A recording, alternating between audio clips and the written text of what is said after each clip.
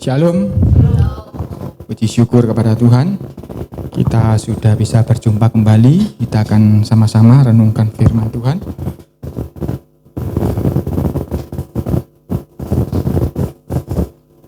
Sebelum kita mulai renungkan, saya mau ajak Bapak Ibu Saudara untuk menyanyikan lagu yang tadi ya.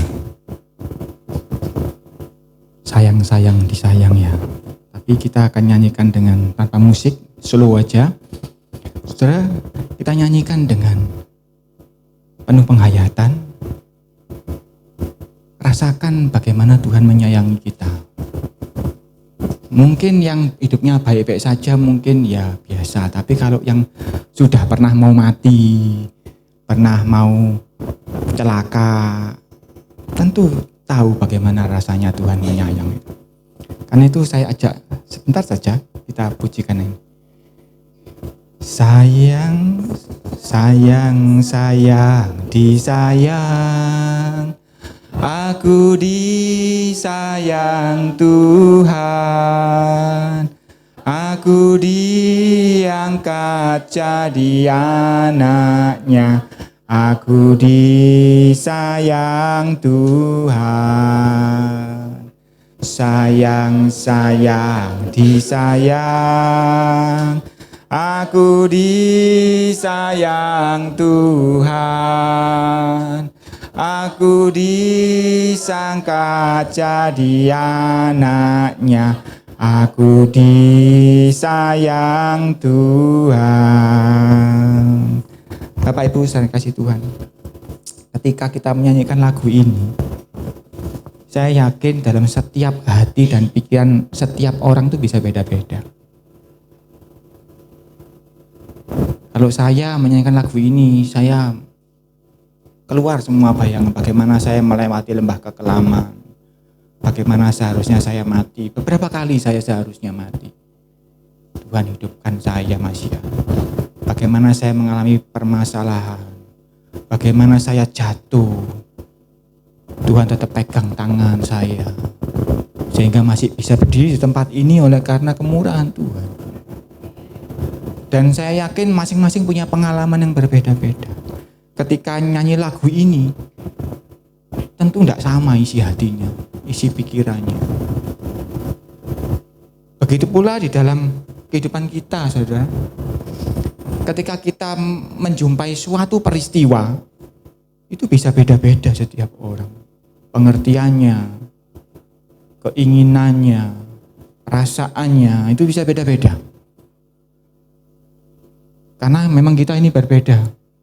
Masing-masing punya jalan hidup yang berbeda-beda, khusus semua dalam rancangan Tuhan. Nah, cuma perbedaan ini kadang-kadang membuat kita berbeda pendapat.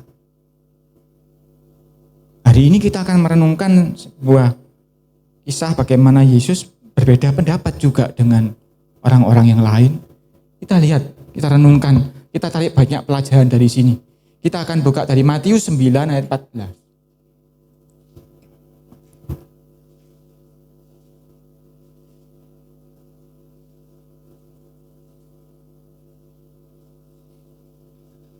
Matius 9 ayat 14.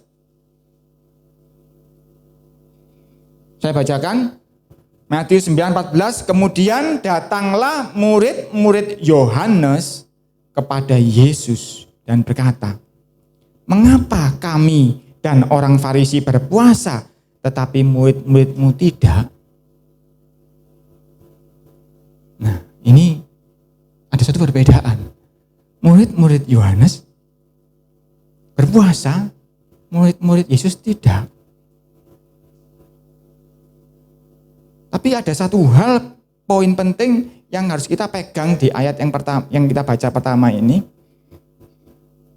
Ketika terjadi suatu perbedaan, ada satu hal yang sangat bagus sekali dilakukan oleh murid Yohanes ini, yaitu bertanya. Kalau saya jumpai, saya lihat lingkungan zaman ini di mana-mana. Seringkali ketika orang berbeda pendapat itu tidak bertanya, tetapi dipikir-pikir dewe, diputus-putusi dewe. Padahal itu mengenai orang lain yang notabene orang itu ndak bisu, orang itu bisa ditanyai. Bahkan saya pernah melihat sebuah debat politik ini ya. Saya tidak perlu sebutkan tentang apa dan siapa. Mereka berdebat, yang si A ini ngomong sesuatu. Terus akhirnya ketika si B kasih waktu ngomong, dia ngomong, oh si A itu tadi ngomong gini maksudnya supaya begini, supaya gini, supaya begini. Wis pasti begini. Si A ngomong, loh Pak, kita loh cuma jarak beberapa meter. Lapo sih kamu ndak tanya aku, maksudmu apa gitu.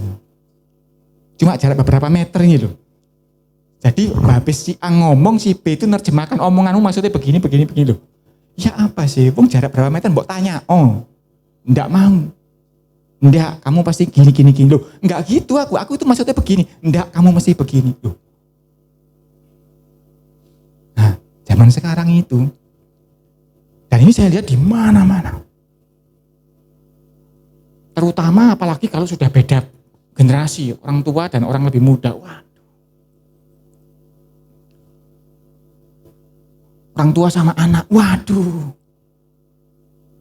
Dan seringkali saya lihat, saya saksikan, saya analisa sendiri, seringkali masing-masing tidak ada yang mau bertanya tetapi diputusi dewe. Enggak, kon gini. Loh enggak, aku begini. Enggak, kamu gini. Ya apa itu? Karena itu kita baca bahwa ada satu langkah yang sangat bagus oleh murid-murid Yohanes. Dia bertanya kepada Yesus, mengapa kami berpuasa, murid-mu tidak? Karena dia bertanya, Yesus memberikan sebuah jawaban. Nah, mengenai jawaban itu, dia mau terima apa tidak, terserah masing-masing orang bisa pilih jalannya. Tetapi dia sudah bertanya, itu betul. Saya menjumpai sendiri Bapak Ibu ya, di dalam kehidupan, dalam pekerjaan apalagi, banyak sering orang nggak mau bertanya.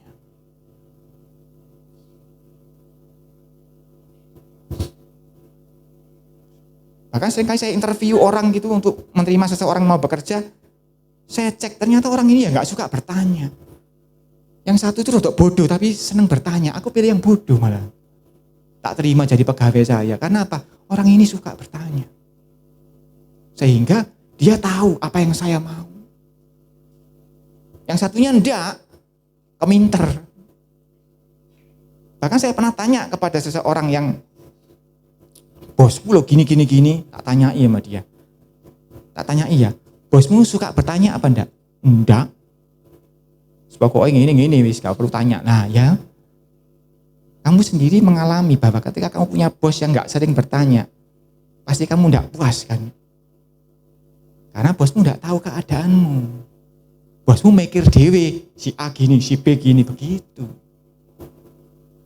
Nah, pelajaran pertama ketika terjadi suatu perbedaan. Langkah yang paling bijak itu adalah ketika kita bertanya. Apalagi kalau yang ditanya itu sebelahnya gitu. Kenapa enggak tanya mau sebelahnya atau pakai perasaan? Ya toh? Tuhan menciptakan mulut ini untuk berbicara. Tetapi seringkali orang tidak menggunakan mulutnya ini untuk bertanya, tetapi untuk ya menghakimi. Nah, ini satu contoh yang sangat bagus bahwa murid Yohanes ini bertanya. Bahkan saya menjumpai di dalam ilmu manajemen ini ya, orang-orang yang sudah bijaksana, orang-orang yang hebat top itu, bisa saya nilai dari bagaimana dia bertanya.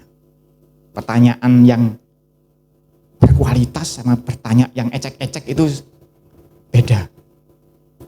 Bagaimana seseorang bertanya itu akhirnya jadi suatu berkualitas, ya dia harus perlu latihan bertanya. Karena itu saya ngomong harus sering bertanya. Contoh aja, seorang kayak Pak Abed itu konsultan manajemen. Ilmunya dia apa sih? Ilmu dia itu paling penting adalah apa? Bertanya. Masalahmu bagaimana? Karyawanmu bagaimana? Dengan pertanyaan seperti itu dia dibayar mahal. Jadi Pekerjaannya dia itu adalah bertanya. Dia ahli bertanya. Nah, banyak orang, apalagi anak muda, seringkali tidak suka bertanya. Zaman dulu, saya punya anak masih kecil itu, ini apa-apa, ini apa-apa, ini apa bu, ini apa ma gitu. Coba semakin besar anakmu. Nah, coba orang tua ini yang punya anak ya. Semakin tua anaknya semakin enggak bertanya toh? Iya toh? Diputusi dewe toh? Padahal untuk menjadi seorang manajer yang hebat, seorang bos yang hebat, seorang pegawai yang hebat itu dimulai dari mulai belajar bertanya. Ini saya seringkali dalam interview dengan calon pegawai, saya cek orang ini, aduh bahaya ini enggak suka bertanya ini. Bahaya. Ini sebuah tips ya, tak kasih tahu kepada Bapak Ibu terutama yang udah muda. Bertanya itu bukan memalukan. Bertanya itu ciri-ciri orang pintar sebetulnya. Saya lanjut di sini. Pada materi yang kita renungkan. Mengapa kami dan orang Farisi berpuasa, murid-mu tidak? Kalau saya baca dalam terjemahan New King James, dalam Restore Name King James Version ya, ini bahasa Inggris ya.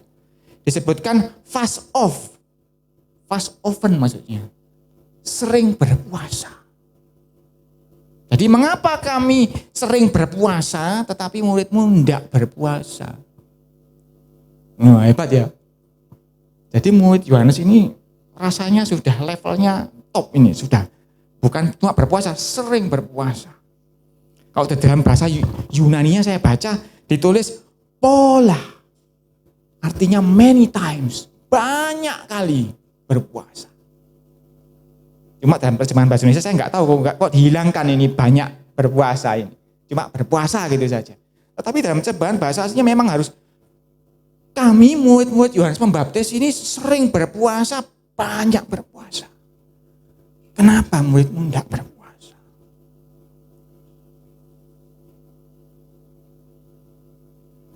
Kalau kita baca renungkan ini, murid Yohanes ini bertanya itu setelah orang Farisi bertanya mengenai Yesus kok makan sama orang berdosa. Kita baca ayat atasnya ya. Matius 9 ini ayat atasnya ya. Matius 9 ayat 9 ya. Supaya kita ngerti kejadiannya bagaimana. Setelah Yesus pergi dari situ, ia melihat seorang bernama Matius duduk di rumah cukai. Lalu ia berkata kepadanya, ikutlah aku. Maka berdirilah Matius lalu mengikut dia. Matius ini pemungut cukai tapi Yesus samperin, ikut. 10. Kemudian ketika Yesus makan di rumah Matius, datanglah banyak pemungut cukai dan orang berdosa dan makan bersama-sama dengan dia dan murid-muridnya. Kalau di Injil yang lain, Injil Lukas diceritakan dia memang mengadakan pesta. Karena dia diundang Yesus, dipanggil Yesus, dia senang syukuran, dia mengadakan pesta, dia panggil semua orang. Termasuk di sini apa? Pemungut cukai teman-temannya juga orang-orang berdosa. Orang-orang sembarang kali diikut pesta sama dia. Ayat 11, pada waktu orang Farisi melihat hal itu, berkatalah mereka kepada murid-murid Yesus, mengapa gurumu makan bersama-sama dengan pemungut cukai dan orang berdosa? Yesus mendengarnya dan berkata, bukan orang sehat yang memerlukan tabib, tetapi orang sakit. Orang Farisi ini juga bagus. Dia bertanya, kenapa? Kok makan sama orang berdosa? Akhirnya keluar jawaban. Yang butuh tabib bukan orang sehat. Kalau orang Farisi merasa dirinya sehat, ya nggak perlu Tuhan Yesus. Tetapi Matius, ketika disamperi Tuhan, dipanggil, seneng dia karena dia butuh Yesus. Dia orang sakit. Butuh tabib. Ayat 13, jadi pergilah dan belajarilah arti firman ini. Yang ku kehendaki ia belas kasihan dan bukan persembahan.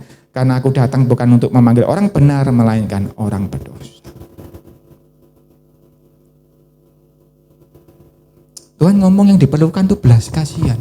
Dan ketika Yesus makan dengan orang-orang berdosa itu, dia datang dengan dasar belas kasihan.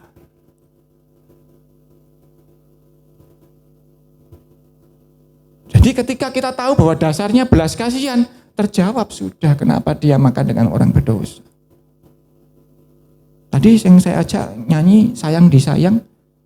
Kalau kita kenal bahwa Tuhan Yesus itu dasarnya sayang disayang. Aku disayang Tuhan. Engkau akan punya pengertian berbeda mengenai Tuhan. Baik lagi ke tadi yang ke Matius. Yang murid Yohanes bertanya.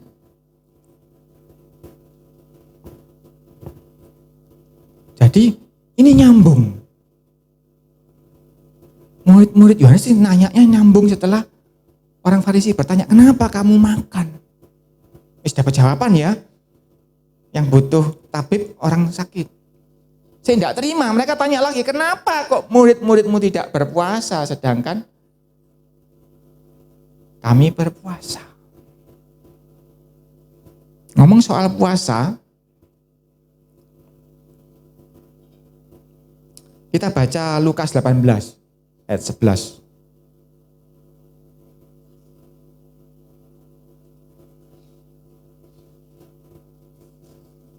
Lukas 18 ayat 11. Ini saya ajak saudara membaca Injil Matius, kisah yang sederhana tapi kita coba renungkan dalam ya. Lukas 18 ayat 11. Orang Farisi itu berdiri dan berdoa dalam hatinya begini. Lukas 18 ayat 11.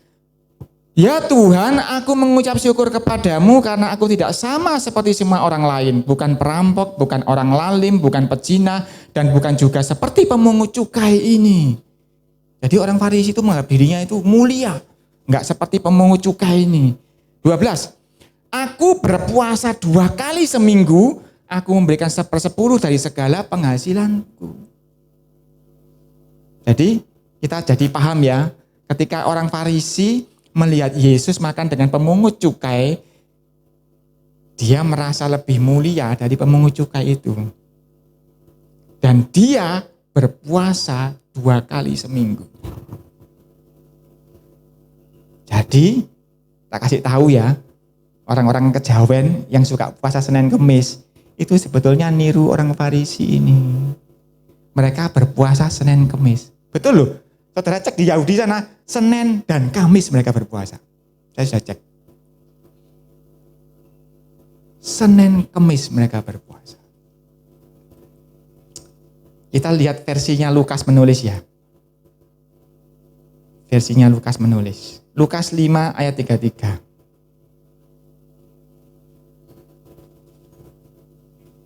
Ini menceritakan kejadian yang sama. Tetapi ini yang nulis Lukas. Dia seorang tabib, cara menulisnya sudah lain. Lukas 5 ayat 33. Orang-orang Farisi itu berkata pula kepada Yesus, murid-murid Yohanes sering berpuasa dan sembahyang.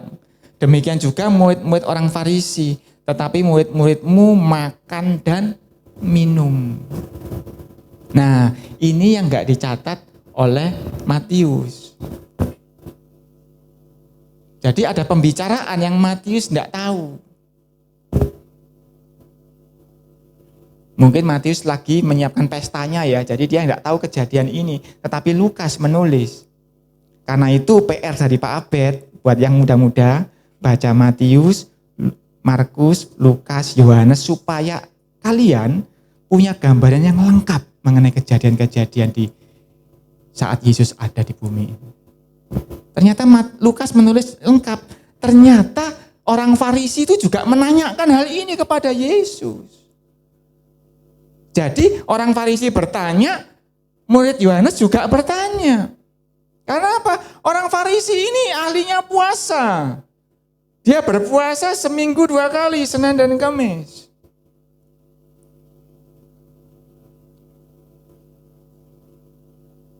Kita berusaha melihat situasinya ya, supaya paham ya. Perbedaan terjadi karena beda pengertian, beda pengalaman, dan sebagainya.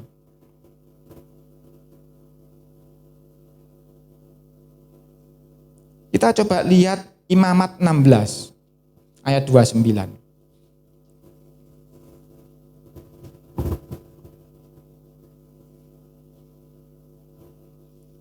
Imamat 16, 29.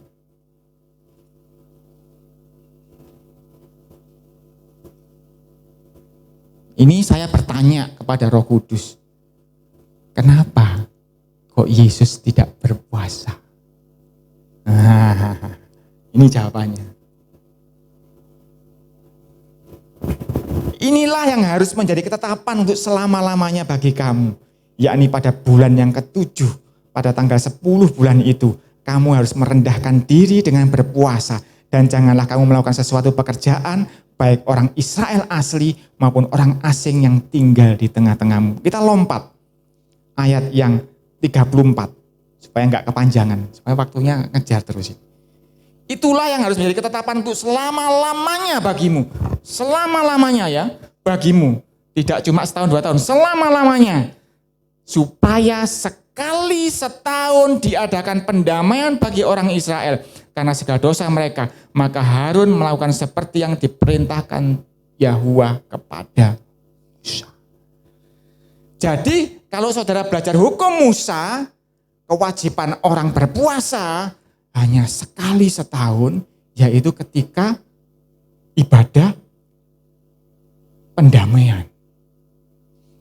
Di situ dia akan menyembelih domba penebus dosa. Disebutkan jelas, domba penebus dosa. Di situ mereka harus berpuasa. Jadi hukum Taurat mengajarkan berpuasa itu hanya sekali setahun ketika hari raya pendamaian. Tetapi orang Farisi punya kebiasaan seminggu 2 kali. Jadi Yesus saya yakin dia akan menjalani Taurat dengan betul. Pasti dia berpuasa pada saat hari raya pendamaian itu. Tapi pada saat itu dia berpesta makan dengan orang pemungut cukai itu. Tapi memang di dalam kehidupan orang Yahudi, puasa itu wajib itu sekali setahun itu. Tetapi kadang mereka ketika mengalami kesusahan, mengalami penderitaan, mengalami pergumulan, mereka berpuasa. Kalau saudara pernah belajar mengenai Ayub ngomong, aku duduk menaburkan debu di kepalaku, dia itu sedang puasa itu. Jadi ketika ada pergumulan, mereka berpuasa. Tapi beda dengan orang Farisi ini, memang rutin Senin Kamis mereka berpuasa. Dan kebiasaan orang Yahudi ini saya pelajari ya. Ketika musim bertanam, akhir-akhir tahun gini mereka mau bertanam ya, tidak ada hujan, mereka berpuasa minta hujan. Dan mereka berpuasanya biasanya Senin, Kamis. Enggak dijawab, doa lagi Senin, Kamis. Enggak dijawab, mereka doa lagi Senin, Kamis, Senin. Saya sampai belajar sampai seperti itu loh. Mereka seperti itu. 2 kali puasa enggak cukup, Senin, Kamis, Senin mereka berpuasa. Sampai Tuhan jawab kasih hujan. Jadi mereka ini ahlinya berpuasa. Kita lihat sekarang Matius 11 ayat 16.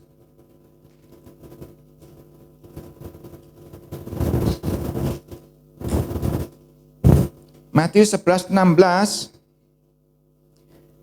Dengan apakah akan kuumpamakan angkatan ini? Mereka itu seumpama anak-anak yang duduk di pasar dan berseru kepada teman-temannya. Kami meniup seruling bagimu, tapi kamu tidak nari. Kami menyanyikan kidung buka, tapi kamu tidak berkabung. 18. Karena Yohanes datang, ia tidak makan, tidak minum, dan mereka berkata, ia kerasukan setan. 19. Kemudian anak manusia datang, Yesus datang, ia makan dan minum. Dan mereka berkata, lihatlah, ia seorang pelahap dan peminum, sahabat pemungut cukai dan orang berdosa. Tetapi hikmat Tuhan dibenarkan oleh perbuatannya. Yesus itu sampai ngomong, aku menggambarkan angkatan ini seperti apa ya?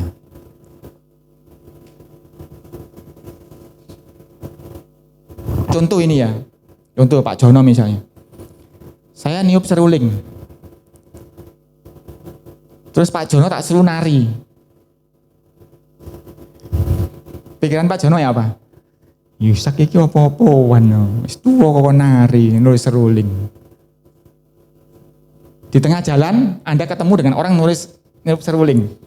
Anda nggak nyanyi dimarahi, mau nggak? Nggak mau toh. Loh, sak karep-karep gua kon nulis seruling dah. Kenapa aku kon joget nek kon nulis seruling? Memangnya kamu Nebukadnezar. Kalau dibunyikan musik ini engkau harus menyembah patung ini. Itu kan Nebukadnezar punya kuasa. Lu siapa? Saudara, misalnya Stefan ini pegang gitar di tengah jalan. Jereng-jereng orang lewat. Loh, kamu kok gak nari? Aku gitar ini. Kamu kok gak nari? Langsung orang-orang ngomong ini ada iki yo. Mau seorang gitar ngene suruh nari. Loh, aku nyanyikan hidung duka loh. Betapa malang nasibku. Loh, kamu kok gak nangis? Loh, terserah sah. Aku lagi happy oleh lotre kok nangis. Kamu nangis so. Nah, zaman sekarang juga sama. Kalau saudara lihat berita-berita sekarang ini. Si A melakukan apa, si B komentar apa. Sakarepe dhewe wis awuren ae wis. Ya toh? Sama seperti tadi saya ngomong. Loh, aku ngomong ini maksudnya gini. Enggak, kalau ngomong gini maksudnya gini pasti. Loh, sakarepmu wis awuren ae sudah gitu ya. Angkatan sekarang juga gitu. Semua ini pokoknya dinalar, dipikir sakarepe dhewe wis. Enggak mau bertanya. Jadi Yesus sampai heran ngomong, kalian ini loh seperti anak-anak yang nulis seruling. Orang suruh sama. Kan enggak harus sama. Ya toh, kalau ada orang habis jatuh, kesusahan nangis, masa saudara ikut nangis? Wong saudara habis dapat lotre. Baiknya apa? Aku duit akeh. Tak kei sidik ya ben gak kamu ndak nangis kan gitu ya. Apakah disuruh nangis? Enggak kan, enggak harus begitu. Bisa beda pendapat. Tetapi angkatan dari zaman Yesus sampai sekarang ya sama seperti itu. Orang pokoknya disuruh nurut seperti maunya dia. Dan serba repot. Yohanes enggak makan, dia omong kerasukan setan. Saudara tahu namanya Yohanes Pembaptis? Saudara pelajari baik-baik kalau kepingin tahu hidupnya Yohanes Pembaptis. Dia di padang gurun, dia makan apa? Belalang, dan minumnya apa? Madu. Tak tanyain saudara, di padang gurun, pergi ke padang gurun, saudara ketemu belalang enggak? Jadi Yohanes Pembaptis itu ketemu belalang jarang-jarang. Artinya dia jago puasa. Saat ketemu belalang dia makan, saat ketemu madu dia minum. Memangnya ada yang nganteri madu ke dia? Enggak ada. Nganteri belalang ke dia? Enggak ada. Yohanes Pembaptis hidup seperti binatang. Dia makan, dia minum, terserah kasih karunia Tuhan. Ditemukan sama belalang, dia makan. Dia ketemu madu, dia minum. Dan itu dikatakan orang Farisi, ia kerasukan setan. Karena apa? Karena puasanya orang Farisi kalah hebat sama puasanya Yohanes Pembaptis. Jadi dia nggak terima, dia kerasukan setan. Karena itu murid-muridnya Yohanes ini juga jago puasa pasti. Karena itu mereka menyombongkan diri, tanya, muridmu kok nggak puasa? Tapi untungnya dia tanya.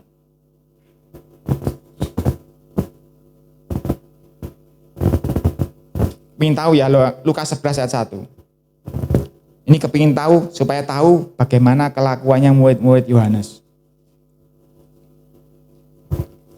Lukas 11 ayat 1.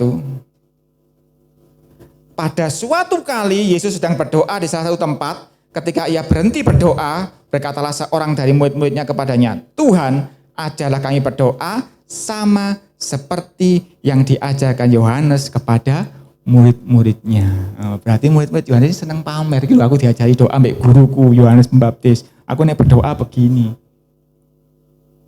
Akhirnya murid-murid Yesus ngomong, Tuhan, ajarono doa toh. Iku lho murid-murid Yohanes Pembaptis diajari doa.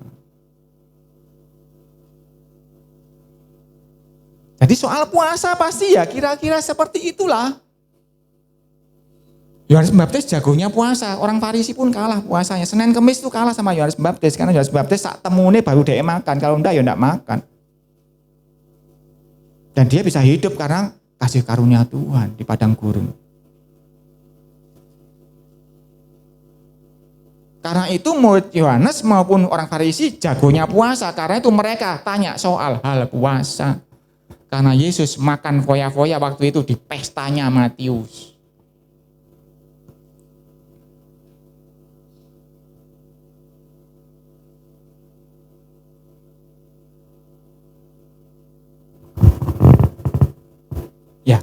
Bapak Ibu, perbedaan pikiran, perbedaan pendapat, perbedaan perilaku, kebiasaan itu memang wajar terjadi di mana-mana.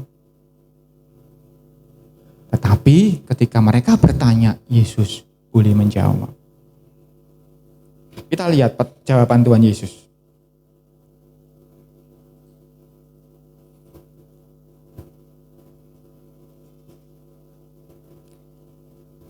Ayat 15 ya. Matius 9 ayat 15. Tadi kan 14 kita baca. Jawab Yesus kepada mereka, dapatkah sahabat-sahabat mempelai laki-laki berduka cita selama mempelai itu bersama mereka? Tetapi waktunya akan datang, mempelai itu diambil dari mereka, dan pada waktu itulah mereka akan berpuasa.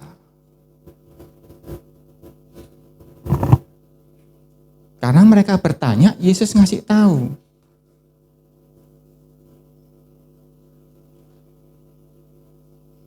Sahabat mempelai, masa berduka cita nih ada mempelainya di sebelahnya.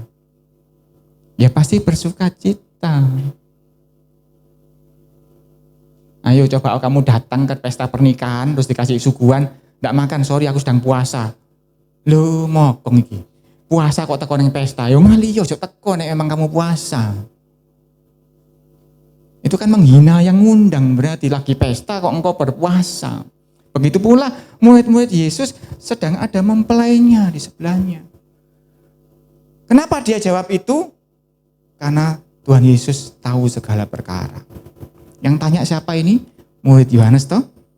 Kita baca Yohanes 3 ayat 26. Nah, kalau adik-adik, para pemuda ini baca Matius, Markus, Lukas, Yohanes dengan komplit, Anda akan punya wawasan lebih luas. Ini contohnya ya, Yohanes 3 ayat 26.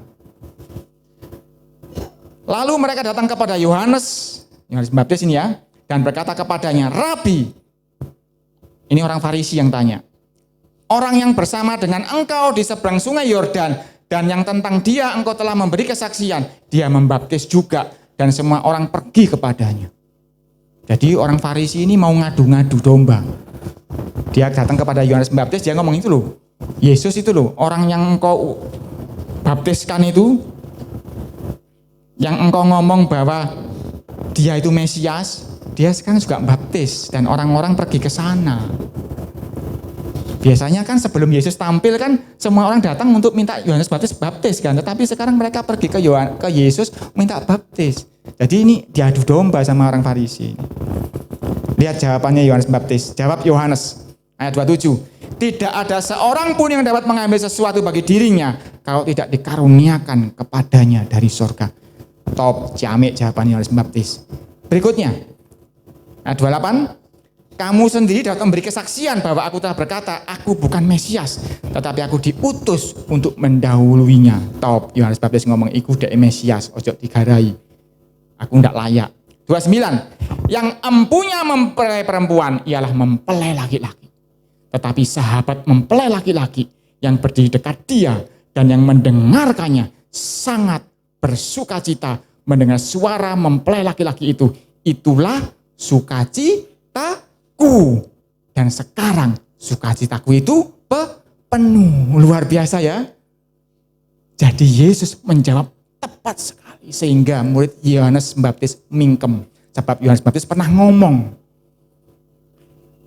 dia itu mempelai laki-laki. Yesus itu mempelai laki-laki. Aku sahabatnya. Dan ketika aku ada di sebelahnya, sukacitaku penuh. Jawaban Yesus itu bikin murid Yohanes ceplakep sebab jawaban Yesus adalah omongannya Yohanes Pembaptis, gurunya sendiri. Dia tidak bisa bantah. Nah adik-adik, para pemuda, kalau engkau tidak pernah baca yang Yohanes ini, saudara nggak tahu maknanya jawaban Yesus tadi. Itu jawaban Yesus itu, ini loh omongannya gurumu dewi, bahwa dia di sebelahku, dia bersukacita dan sukacitanya penuh. Orang yang sukacita penuh berpuasa enggak? Hendak berpesta, syukuran. Jadi Yesus ngomong, ojo mbok suruh murid-muridku iki puasa karena dia sedang di sebelah mempelai laki-laki. Jangankan muridku, gurumu aja Yohanes Pembaptis di sebelahku sukacitanya penuh. Iya kan? Dan ayat berikutnya lebih ciamik lagi 30. Ia harus makin besar, tapi aku harus makin kecil. Ini gak dilanjutkan oleh Tuhan Yesus. Nek dilanjutkan, minder tambahan muridnya Tuhan Yesus. Ojo kamu murid-muridnya, gurumu Yohanes Pembaptis pun ngomong, aku harus semakin kecil di hadapannya sang mempelai laki-laki. Betapa luar biasa jawaban Tuhan Yesus ini. Dia jawab dari omongannya Yohanes Pembaptis sendiri.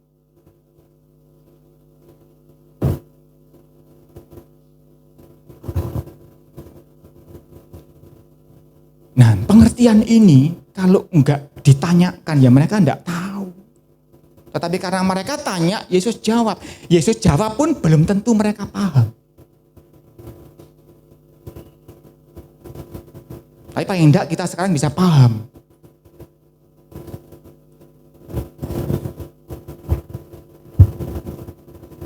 Nah, yang repot itu kita sekarang ini.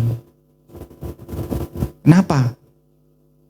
Seperti yang kemarin disampaikan Pak Abed, kita hidup itu kan bersama dengan Tuhan Yesus. Nah, kita kan sukacita terus hidup kita. Kapan puasa? Saya dulu suka puasa ya. Tetapi kalau kita belajar soal puasa ini ada lagi yang di Yesaya. Puasa yang Tuhan kehendaki itu bukan enggak makan, enggak minum. Boleh, enggak apa-apa itu untuk merendahkan diri, enggak masalah. Tetapi ada yang lebih lagi puasa itu. Membuka tali-tali kelaliman, membuka rantai-rantai belenggu. Membagikan rotinya kepada orang lain. Nah, itu puasa yang Tuhan minta. Tapi hari ini saya enggak bahas puasanya ya. Saya bahas bagaimana perbedaan pendapat itu. Ya, kita harus belajar bertanya. Apalagi kalau perbedaan pendapatmu itu dengan Tuhan. Siapa yang beda pendapat sama Tuhan? Gak ngaku. Tak kasih tahu ya, ciri-ciri orang beda pendapat. Ketika keluar keluhan dari mulutnya, ketika yang keluar bukan ucapan syukur, orang itu sedang beda pendapat dengan Tuhan. Nah, gampang tuh. Jadi kalau engkau sehari tadi itu engkau ngeluh apa, ngersulo apa, engkau sedang beda pendapat sama Tuhan. Kalau hari itu engkau penuh ucapan syukur, engkau sedang sependapat dengan Tuhan. Nah, gampang. Nah, kalau engkau mengeluh, engkau nggak ngerti, tanya sama Tuhan. Tuhan, kenapa aku begini Tuhan? Beri aku pengertian supaya aku mengerti. Karena membuat orang mengerti tidak gampang. Engkau hidup hari-harimu gimana, ya hari-hariku gimana kan tidak sama. Orang yang biasanya sekali makan ratusan juta, sama kita yang makan nasi bungkus 8.000, kan beda pengertiannya mengenai empal enak itu ya apa. Ya toh beda toh, yang menurutku enak bagi dia nggak enak. Begitu pula kita dengan Tuhan. Dengan orang aja kita tanya, dengan Tuhan juga tanya, Tuhan kenapa? Tapi kita tahu Tuhan itu sempurna, jadi ujung-ujungnya engkau harus ngomong, Tuhan beri aku pengertian supaya aku mengerti. Seperti saya tadi tanya toh, iyo Tuhan Yesus kok gak poso apa ya? Dijawab tadi ternyata cuma sekali setahun Musa itu ngasih pengajaran puasa itu. Wajib itu. Nah, berikutnya kau puasa sendiri ya terserah. Gak apa-apa, gak dilarang juga. Tetapi yang wajib setahun sekali ketika hari raya pendamaian.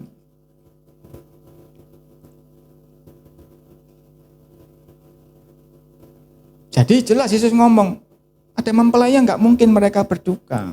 Mereka sukacita. Nanti ketika mempelai itu diambil dari dia, mereka akan berpuasa. Dan itu benar terjadi ketika Yesus mati, mereka gak doyan makan sudah. Masih ingat ketika murid-muridnya Yesus di pantai Galilea, siapa yang menyediakan makan? Tuhan Yesus. Di tepi pantai dia bakar roti sama ikan. Yuk sini makan, karena mereka tidak enak makan semua. Apalagi setelah Yesus naik ke sorga, mereka berpuasa. Sampai hari Pentakosta mereka berpuasa. Dan berikut-berikutnya dalam rangka penganiayaan mereka puasa tidak terhitung sudah. Ada waktunya untuk berpuasa untuk murid-murid Yesus itu. Tetapi kadang-kadang kita tidak mengerti, kita memutusin sendiri.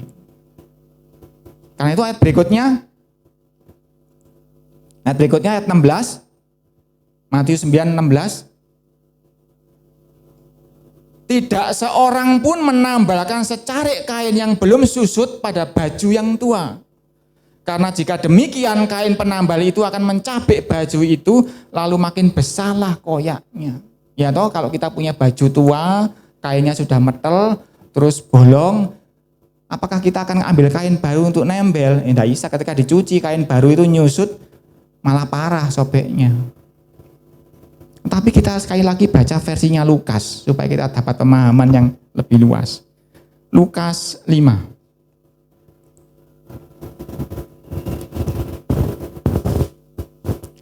Lukas 5:36.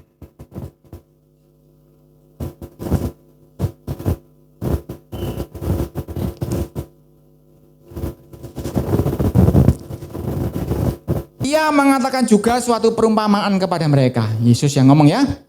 Tidak seorang pun mengoyakkan secarik kain dari baju yang baru untuk menambalkan pada baju yang tua.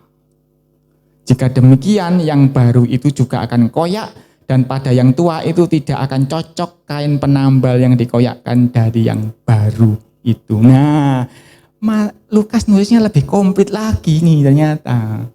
Ternyata kain yang baru tadi itu diambil dari baju yang baru. Jadi ini ada baju lama, bolong. Ada baju baru, bagus, baru kok ya. Terus baju baru itu disoek untuk nambal baju yang lama. Bodoh enggak itu namanya? Bodoh. Nek saya, baju lama tak buang, saya pakai baju yang baru, ya toh? Nah, Lukas nulisnya lebih komplit ini. Ternyata kain yang baru itu berasal dari baju yang baru. Dikatakan makanya nanti yang terjadi kalau itu dilakukan, baju yang baru bolong, baju yang lama nanti ya tambah parah bolongnya. Apalagi kalau motifnya beda misalnya ya, ini bunga-bunga, ini kotak-kotak misalnya, kan tambah gak cocok ya. Nanti sudah bayangkan film Chinese itu ada kaipangnya, itu kan gitu tembel-tembel bajunya. Nanti jadi seperti itu, enggak bagus. Jadi Lukas menulis dengan lebih komplit perkataan Tuhan Yesus ini. Karena Lukas ini memang seorang dokter ya, dia kalau nulis komplit, jangan sampai keliru diagnosa, dokter kan gitu ya, jangan sampai salah obat ya. Jadi ternyata Tuhan Yesus ngomongnya gitu. Jadi enggak mungkin kita mengambil dari baju yang baru disobek lalu ditempelkan ke baju yang lama yang bolong. Yang betul ya baju lamanya dibuang ganti baju yang baru. Nah, ini Bapak Ibu ya, perbedaan tuh ya seperti itu. Enggak bisa engkau suruh orang lain sama seperti yang kau pikirkan. Enggak bisa. Ini terlepas dari mana yang baju lama, mana yang baju baru ya. Kalau saya misalnya punya baju yang baru, istri saya misalnya baju yang lama, saya baju yang trendy, saya tidak bisa nyuruh, ganti yo, kuno. Enggak, aku seneng kok baju ini. Saya cuma caranya gimana, saya cuma pamer aja. Wah, bajuku bagus, saya tak pakai terus dibuka sama dia, ngelintar. Enggak sesuai kepingin, enggak sesuai tuku. Engkau enggak bisa paksakan, bolong, sobek ya, tempel ya, enggak bisa. Ayo orang tua sama anak, gegeranmu ya apa?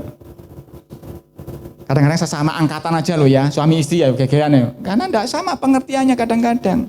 Tapi engkau enggak bisa paksakan itu ke orang lain. Kalau engkau paksakan seperti kata Yesus tadi itu, aku niup seruling kamu kok gak nari. Aku nyanyi lagu duka kok kamu enggak nangis. Nah, wong dia enggak paksa seperti engkau, enggak bisa. Karena itu ketika kita menjadi kesaksian, kita tidak bisa paksa, percaya Yesus ya, percaya Yesus, tidak bisa. Tunjukkan hidupmu dengan baju barumu, dengan manusia barumu itu. Tunjukkan di hadapan mereka, supaya mereka ganti baju, seperti yang kita pakai. Tidak bisa engkau paksakan tak tembel ya, tidak bisa. Engkau sampai muru saksi soal Yesus kepada orang yang tidak kenal Yesus. Tidak bisa engkau paksa dia menjadi percaya Yesus. Beda pendapat ya gitu. Tidak bisa engkau langsung paksakan, tidak bisa. Engkau hidup bagaimana, aku bagaimana. Coba saya ketemu sama Chef Yuna. Chef jangan gitu, masaknya dibalik tempenya. Saya mikir, aku ini ahli ini masak, mbok ajari. Nah gitu ya. Beda, pikirannya dia soal tempe sama saya soal tempe beda. Dalam hal ini saya yang kalah ya, dia jagoan soal tempe pasti. Nah kita juga sama orang lain kita kan enggak tahu. Lebih bagusan mana dia sama aku. Yang bisa ya kamu jadi kesaksian, kamu tunjukkan ini loh baju baruku. Kamu enggak kepingin tak pakai baju baru yang seperti ini. Masih ingat ketika Tuhan Yesus perumpamaan seorang yang bikin pesta, ada yang datang nanti diundang semua toh akhirnya toh, karena yang diundang nggak datang akhirnya diundang semua toh, tangkap semua orang lorong di pinggir jalan di perempatan datang semua. Tapi ada yang tidak pakai baju pesta. Apakah Tuhan bingung nembel bajunya, nutupi bajunya? Enggak. Bawa keluar, tidak layak di pesta.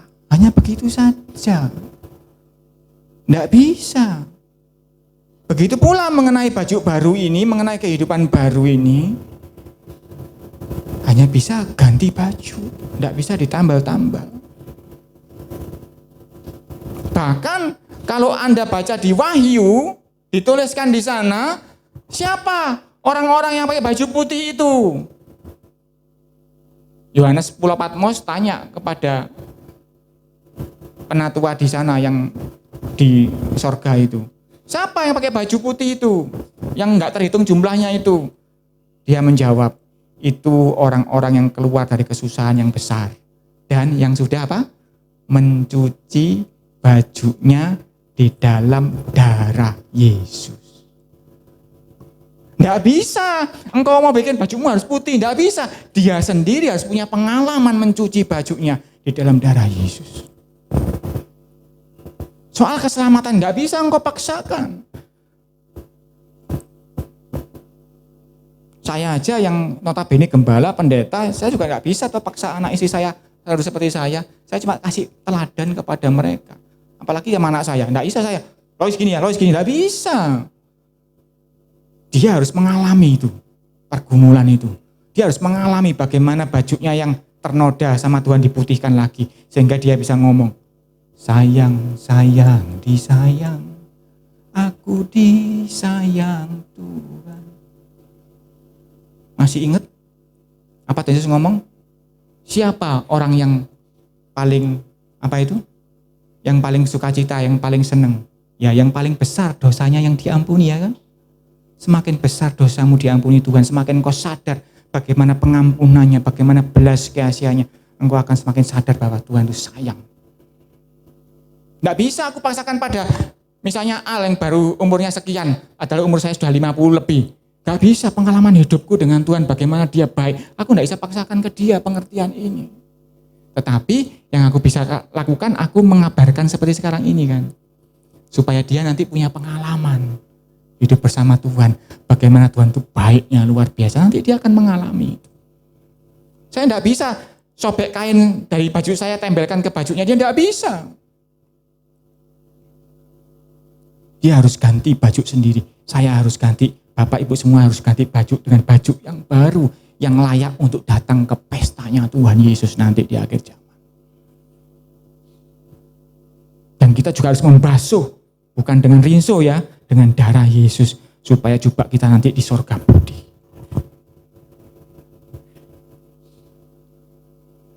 Jadi kita lihat di sini jawaban Tuhan Yesus. Tidak bisa nyobek baju yang baru ditambahkan ke sana. Anda pun, misalnya loh, kok gitu sih hidupnya, kok gak rohani, aku rohani. Loh, engkau yang lebih rohani, pamerno aja kerohanianmu itu, tunjukkan. Dengan tadi apa jawabannya tadi, yang terakhir tadi, jawabannya Yohanes Pembaptis. Bukan jawabannya Yesus ya. Tetapi hikmat Tuhan dibenarkan oleh perbuatannya. Jadi engkau tidak bisa engkel-engkelan dengan orang yang berbeda pendapat. Tunjukkan dengan perbuatan.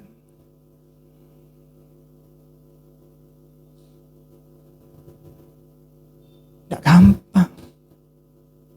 Saya sendiri, begitu saya menjalani full jadi gembala, saya tahu, oh iya, ben papi mamiku ben ngerasakan hal ini ya, jadi gembala. Tidak mudah. Karena saya nggak bisa ngambil kain tak tembel, nggak bisa. Setiap orang harus masing-masing dengan sadar, dengan kemauannya sendiri, mengganti jubahnya menjadi jubah pesta. Dan kapan itu dilakukan? Cepet-cepetnya. Karena apa? Kita tidak tahu kapan kita mati. Jangan nunggu nanti ya, 2 tahun lagi. Jangan, nanti malah mati. Masing-masing dari kita harus berusaha mengganti bajunya dengan baju yang baru. Baju yang layak datang ke pestanya Tuhan. Dan baju baru itu pun kalau kena noda engkau harus cuci di dalam darahnya Yesus. Urusanmu masing-masing pribadi dengan Yesus masing-masing pribadi, jangan tolah-toleh. Engkau boleh mengajarkan itu, mamerno ini lo bajuku, kamu tidak kepingin seperti bajuku tak? Nah itu kira-kira ya, mengajarkan. Seperti saya ini mengajarkan ini, saya nggak bisa paksa Bapak Ibu Saudara sesuai dengan yang saya ajarkan, tapi saya tunjukin ini loh, baik ini Tuhan mau, ini Tuhan senang. Kalau saudara sependapat, ya laku nono. Nah enggak ya, bisa buangin enggak apa-apa. Karena setiap orang bertanggung jawab terhadap keputusannya masing-masing. Tugas saya menyampaikan. Perkara Anda terima apa tidak, masing-masing pribadi. Tapi istilahnya ini ya di hadapan Tuhan, aku tidak berhutang darah loh Tuhan. Aku sudah sampaikan. Jadi Bapak Ibu Saudara yang kasih Tuhan, apapun yang saya sampaikan di sini, saya cuma seperti itu sifatnya. Ini loh ada baju yang bagus itu seperti ini loh. Kamu tidak kepingin pakai baju yang seperti ini. Nah kepingin, ayo jalani. Saya orangnya nggak suka maksa. Karena itu saya tidak pernah tunjuk orang harus gini-gini, tidak pernah. Karena saya tahu itu akan merobek baju yang lama. Dan yang kedua, setelah ngomong soal baju, ayat 17, Matius 9 ayat 17, wah waktunya udah mau habis. Begitu pula anggur yang baru tidak diisikan ke dalam kantong kulit yang tua. Karena jika demikian kantong itu akan koyak sehingga anggur itu terbuang dan kantong itu pun hancur. Tetapi anggur yang baru disimpan orang dalam kantong yang baru pula. Dan dengan demikian terpeliharalah kedua-duanya. Kita baca versinya Lukas 5 ayat 37.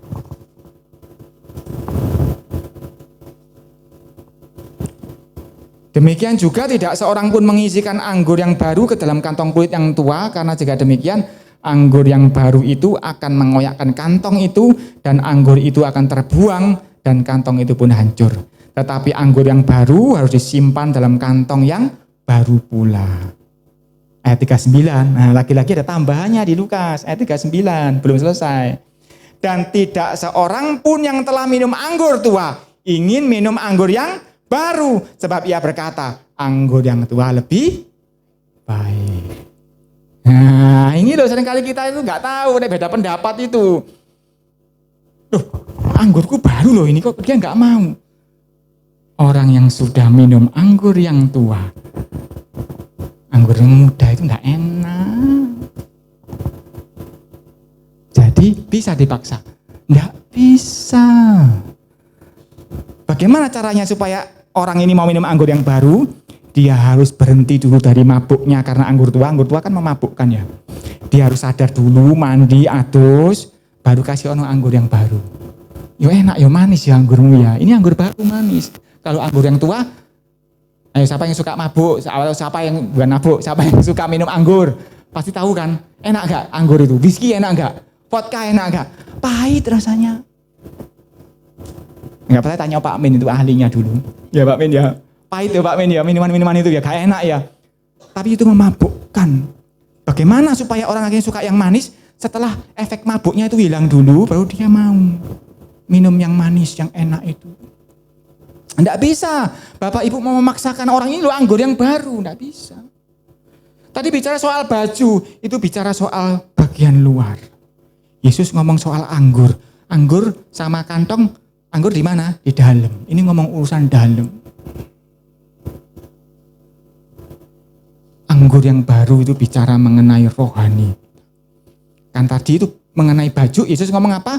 Perbuatan. Karena apa? Ya yang keluar ini kelihatannya ya dari perbuatan. Tetapi jauh dari perbuatan itu ada di dalam hati ini. Karena orang itu bisa memberi tapi tidak belas kasihan itu bisa. Bajunya bagus, memberi. Tapi anggurnya anggur lama.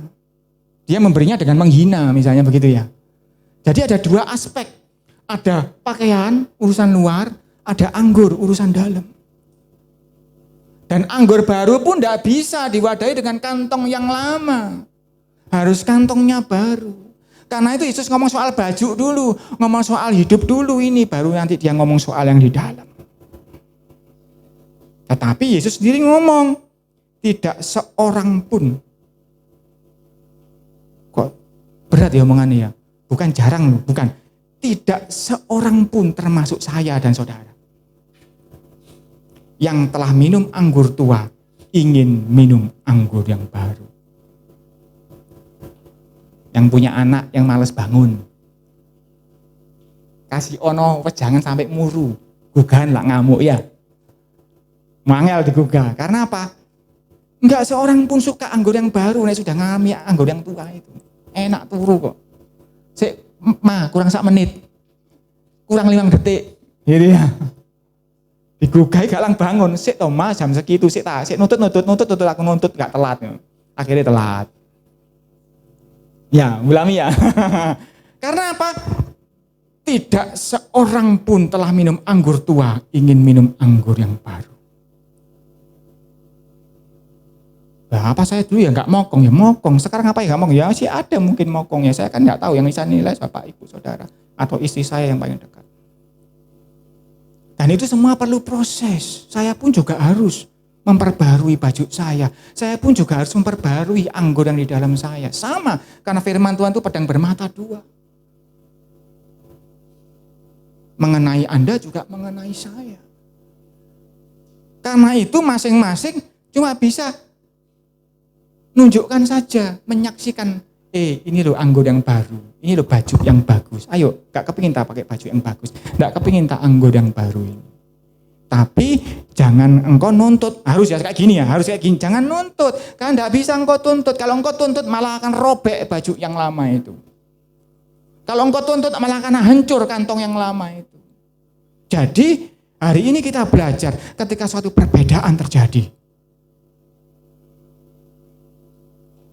Begini kira-kira caranya. Nah saya gambarkan ya saudara akan mengerti. Begini kira-kira yang kita bahas hari ini.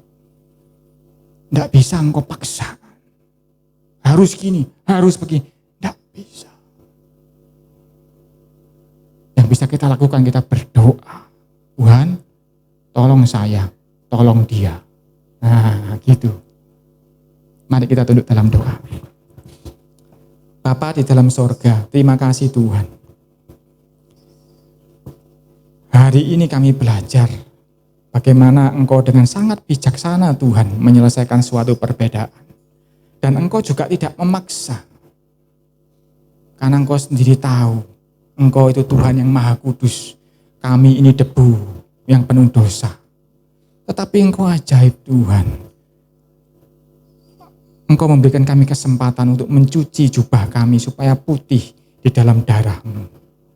Karena itu Tuhan, biarlah kami semua boleh masing-masing pribadi merasakan betapa Engkau sayang kami.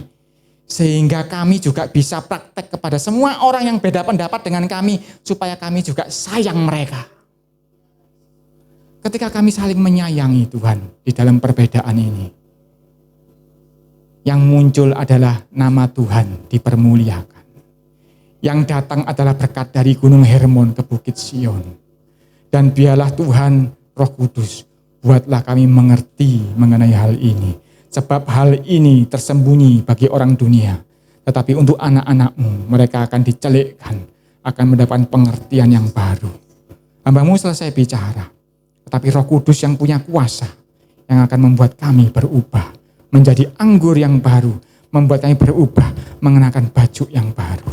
Terima kasih Tuhan, jadikan kami pelaku firman-Mu. Di dalam nama Yesus, haleluya. Amin. Tuhan Yesus memberkati.